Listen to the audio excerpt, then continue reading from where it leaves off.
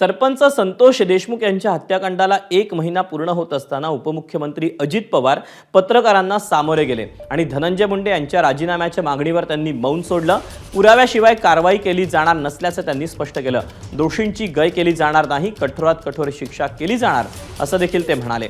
सुरेश धस यांच्या मुद्द्यावर मुख्यमंत्री देवेंद्र फडणवीस आणि भाजपचे प्रदेशाध्यक्ष चंद्रशेखर बावनकुळे यांची भेट घेतल्याचंही त्यांनी सांगितलं। धस यांनी बडी मुन्नीचं नाव घेतलं होतं, त्याबद्दल त्यांना विचारा असं देखील अजित पवार म्हणाले।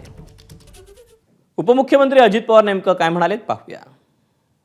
धसने आरोप केला आपल्या राष्ट्रवादीच्या बडी मुन्नी म्हणून, ती नेमकी बडी मुन्नी कोण आहे ते त्यांना विचारा।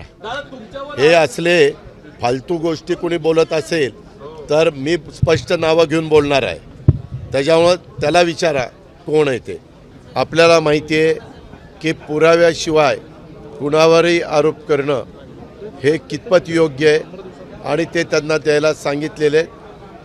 त्याबद्दल माझी आणि बावनकुळे साहेबांशी पण चर्चा झालेली आहे, माझी आणि देवेंद्रजींशी पण चर्चा झाली। त्याबद्दल मी त्यांना सांगितलेलं आहे की तुमच्याकडं नुसते आरोप करण्यापेक्षा तुमच्याकडे असणारे पुरावे त्या SITला द्या, CIDला द्या।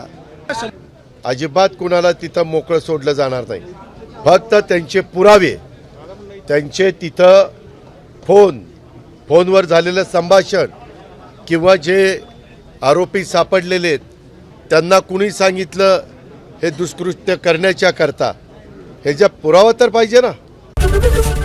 ABP माझा, उघडा डोळे बघा नीट।